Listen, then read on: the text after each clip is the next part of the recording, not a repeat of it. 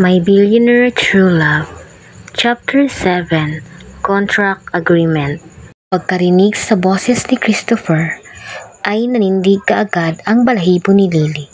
Gusto niyang tumakbo. Pero paano? Nakaharang si Christopher sa kanyang daraanan. Let's go back inside. Utos ni Christopher at isinarado ang gate. Nanlumo si Lily nang makitang lock na ang gate.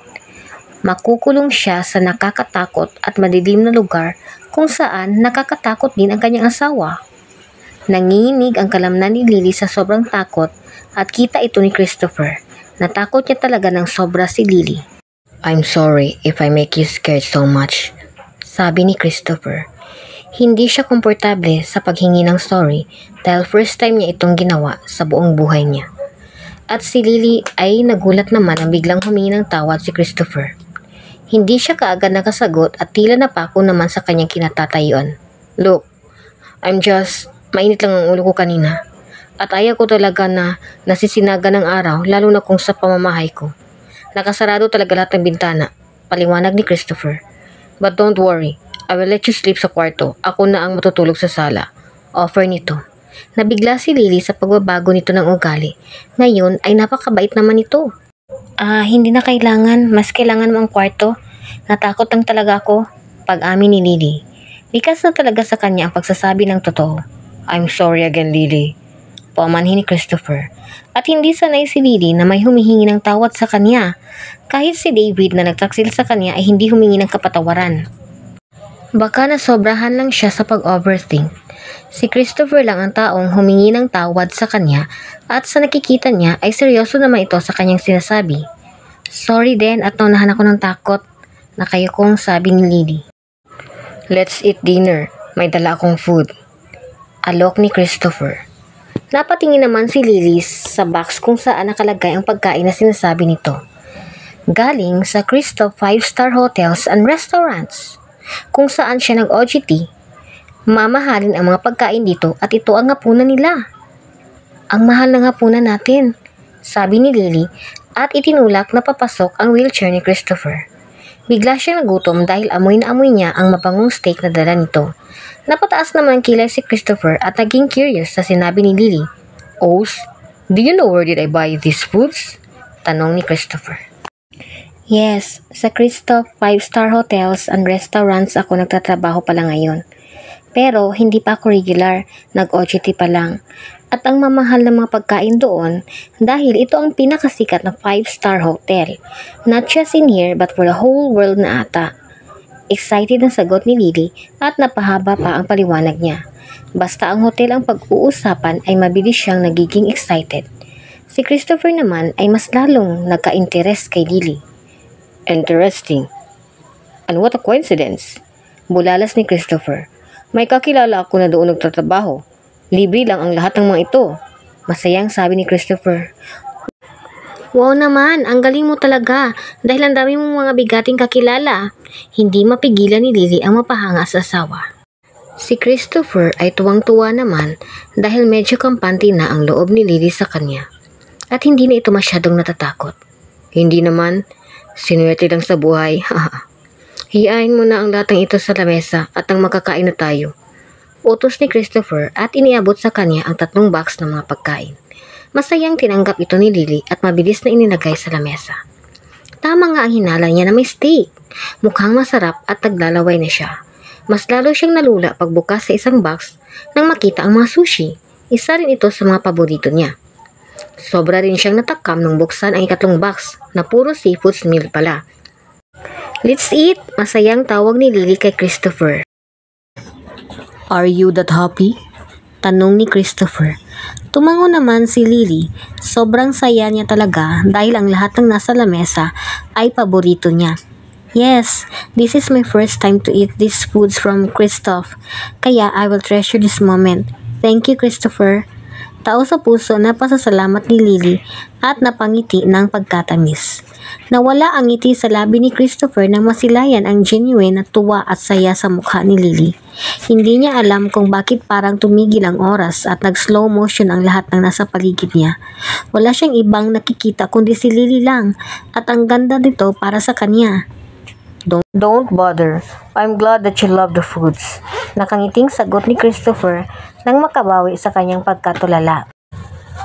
Can we eat now? Masayang tanong ni Lily. Of course. Enjoy your meal, my wife. Nakangiting sagot ni Christopher. Pinamulahan naman ng mukha si Lily sa sinabi ni Christopher. Hindi niya alam kung bakit biglang may naggalawan sa kanyang tiyan at pinagpapawisan siya kahit hindi naman mainit. Kumain na lang siya ng kumain at ninamnam ang masarap nilang hapunan. Tsaka na muna sasabihin ni Christopher ang tungkol sa contract agreement kay Lily pagkatapos kumain. Baka mawalan ito ng gana at matakot na naman sa kanya. Maraming mga orange juice at mango juice in can sa ref ni Christopher. These are all his favorites. Kaya naman, busog na busog silang dalawa. Pakiramdam ni Lily ay tumaba siya ng isang araw. Wala siyang sinayang sa pagkain at inubos itong lahat. Minsan lang siya makakain ng mga ito, kaya susulitin na niya. Grabe, nabusog ako ng gusto. Nakatawang sabi ni Lily. I'm glad. Lily? Pabiti na tawag ni Christopher sa kanya. Napawi ang ngiti ni Lily at bigla na naman siyang nakaramdam ng takot. Bakit? Kinakabahan niyang tanong. Can we talk something serious? Seryosong tanong ni Christopher. Tungkol saan? Ganting tanong ni Lily na kinakabahan pa rin.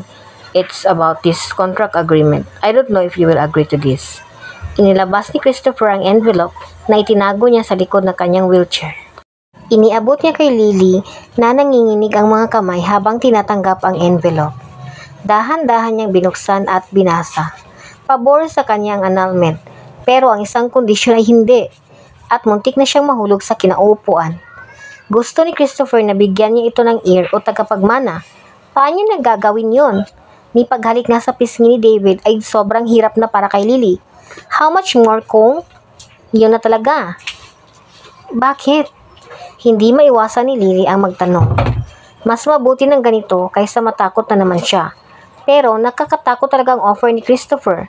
Kailangan niyang pag-isipan ito ng mabuti dahil buhay niya ang nakasalalay dito. Pero wala rin magbabago sa buhay niya kung hindi sila magpapaanal ng kasal dahil wala naman silang gusto sa isa't isa. Mahal pa rin ni Lily si David at pilit na kinakalimutan, habang si Christopher ay hindi niya alam ang dahilan kung bakit ito nagpakasal sa kanya. Pero habang nakatingin sa contract ay parang alam niya na. I just want an ear, Lily. That's all. I mean, just look at me. Mayroon bang babae na magkakagusto sa akin? Lahat ay takot akong lapitan, and that includes you. Hina lang ang pagkakasabi ni Christopher sa last word, pero narinig ito ni Lily.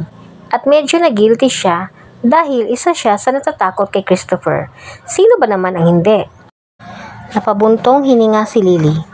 Kailangan niyang mag-mature at harapin si Christopher. Andiyan na yan at asawa na niya ito. Legal pa ang kanilang kasal. Pwede ba na pag-isipan ko muna? Mahirap magdesisyon at hindi basta-basta lang ang magkaroon ng anak. At hindi ko makakaya na iwanan ang anak ko. Madamdaming sagot ni Lily. Anak niya yun, tapos iiwan lang niya kapalit ng kalayaan. Hindi niya magagawa ito kahit anong isip niya. You have a good heart. Mahinang sabi ni Christopher. Thank you. Nahihiyang sagot ni Lily. What if pwede mong hiramin ang magiging anak natin? 3 days a week at syempre hindi mo naman iiwan kagad si baby. Until mag 2 years old siya. She needs a mother. Muling offer ni Christopher. Okay naman ito kay Lily. Pero nahihirapan pa rin siya na magdesisyon. Pwede bang magtrabaho muna ako sa hotel at huwag tumigil? Tanong ni Lily. Do you agree? Masayang tanong ni Christopher. Not yet. Pero pangarap ko makapagtrabaho sa Christoph at ayaw ko pa muna mga anak. At hindi maituloy ni Lily ang sasabihin. What?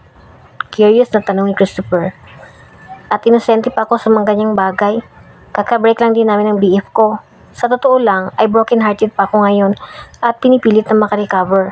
Sagot ni Lily. I'm sorry kung nag-break kayo ng boyfriend mo nang dahil sa akin. Paumanhin ni Christopher. It's not your fault, sagot naman ni Lily. Nagtaka si Christopher. Not me? Then why the two of you broke up? Nakakunot noong tanong nito. He cheated on me. Pabulong na sagot ni Lily. Masakit pa rin pala at gusto niyang maiyak. Pero pinigilan niya. I understand now, and I'm sorry to hear that. I will give you 1 week to think about the contract. Hopefully, that will be enough for you to think? Tanong ni Christopher. Yes, thank you. Nakangiting sabi ni Lily. At si Christopher naman ay muling naging lutang na masilayan ang inosenteng ngiti ni Lily. This is bad. Hiyaw ni Christopher sa kanyang isipan. Let's sleep.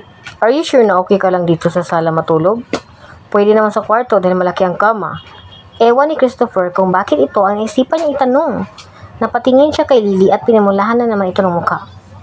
Okay lang talaga ako rito, paniguradong sagot ni Lily. Then, we should sleep. Good night. Matapos sabihin ito, ay mabilis na pinaandar ni Christopher ang kanyang wheelchair.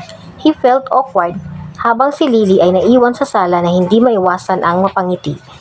And that's all for this chapter. If you want to hear more and listen more about the love story of Christopher and Lily, please hit the subscribe button. Thank you. Until next day.